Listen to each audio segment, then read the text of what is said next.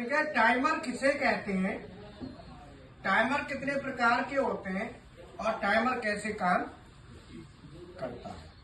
तो टाइमर एक automatic switching device होती है। क्या होती है ऑटोमेटिक?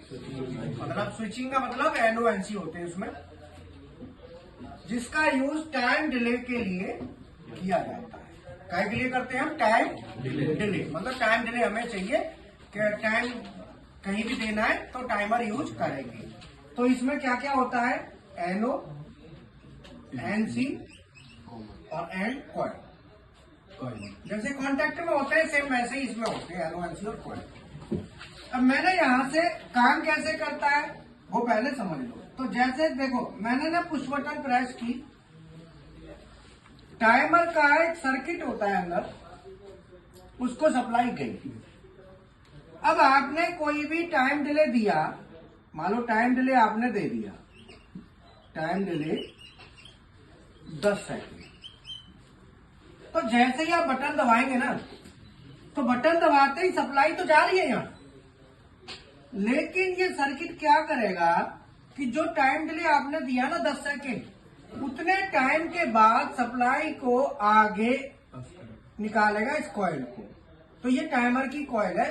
टाइमर के अंदर एक रिले होती है, तो हम ये क्या कहेंगे इसको? टाइमर। जो हार्डवेयर वाले टाइमर होते हैं ना, उन टाइमर्स के अंदर रिले होती है। तो रिले की जो कॉइल है, रिले की कॉइल हमारी सप्लाई रिले की कॉइल को जाएगी कितनी देर? जो सेट वैल्यू। ये भी एक कॉन्ट्रैक्टर ही हो गया एक तरह से, रिले और कॉन्ट्रैक्टर की तरह ही तो हुआ। अगर मैं टाइम डिले को कर दूं 0 सेकंड, कितना कर दूं मैं? यहाँ पे 0 सेकंड करता हूं। अब क्या होगा? जैसे ही सप्लाई दूंगा मैं, तो ये तुरंत रिले की, टाइमर की जो रिले है इसकी कॉइल ऑन हो जाएगी। और रिले में ये देखो, ये चेंज ओवर कहते हैं इसको। इसमें क्या है? 15 नंबर कॉमन है, 16 एनसी है और 18 एनसी। तो मैंने पुश बटन प्रेस की, सर्किट ऑन हुआ, जितना डिले दिया उतने डिले के बाद रिले की कॉइल ऑन होगी जो टाइमर के अंदर है। तो टाइमर क्या है? दो चीजों से मिलकर बनता है, एक इलेक्ट्रॉनिक सर्किट होता है, दूसरा एक रिले होती है। ठीक है ना? इलेक्ट्रॉनिक सर्किट काय के लिए यूज होता है? टाइम डिले के लिए।